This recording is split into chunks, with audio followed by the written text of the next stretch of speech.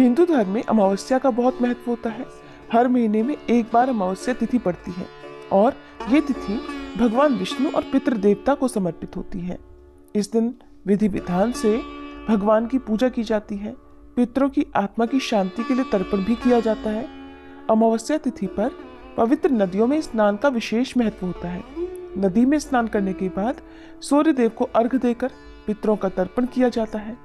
धार्मिक मान्यताओं के अनुसार अमावस्या के दिन महिलाएं पति की लंबी आयु की कामना से व्रत भी रखती हैं और इस दिन दान करने का भी विशेष महत्व होता है। इस समय मार्गशीर्ष मास चल रहा है, तो चलिए आपको बताते हैं मार्गशीर्ष मास की अमावस्या की तिथि के बारे में, स्नान, दान और पितृ तर्पण के मुहूर्त के बारे में। इस बार अमावस्या की तिथि 30 नवंबर शनिवार को सुबह 10:31 से शुरू होगी और 1 दिसंबर रविवार को सुबह 11:51 पर समाप्त होगी। अमावस्या की तिथि इस बार 2 दिन है, तो ऐसे में अमावस्या 2 दिन मनाई जाएगी।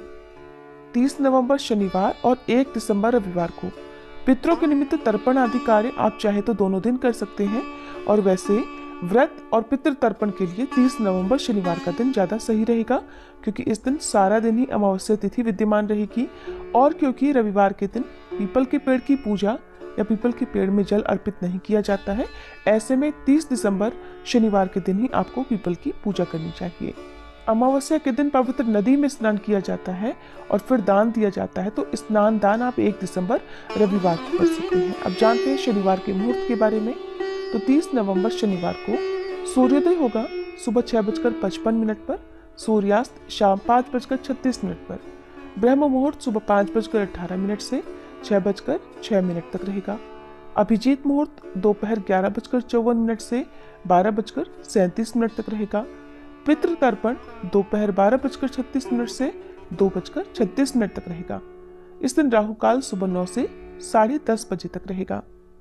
1 दिसंबर रविवार के दिन सूर्योदय होगा सुबह 6:55 पर, सूर्यास्त शाम 5:36 पर होगा। ब्रह्म मुहूर्त सुबह 5:19 से 6:07 तक रहेगा। अभिजीत मुहूर्त दोपहर 11:54 से 12:37 तक रहेगा।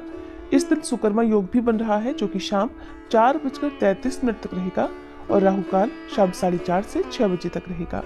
अमावस्या के दिन किए गए दान से पितर तृप्त हो जाते हैं, तो इस मौसम में काम आने वाली जो भी जरूरी चीजें हैं उनका दान आप कर सकते हैं। जैसे आप तिल का दान या गर्म वस्त्रों का दान भी कर सकते हैं, पके हुए भोजन का दान कर सकते हैं या कच्चे अनाज का दान कर सकते हैं। इसके अलावा आप आज के दिन किसी पवित्र पौधे को भी किसी नदी तालाब आदि के किनारे अपने पितरों की याद में लगा सकते हैं।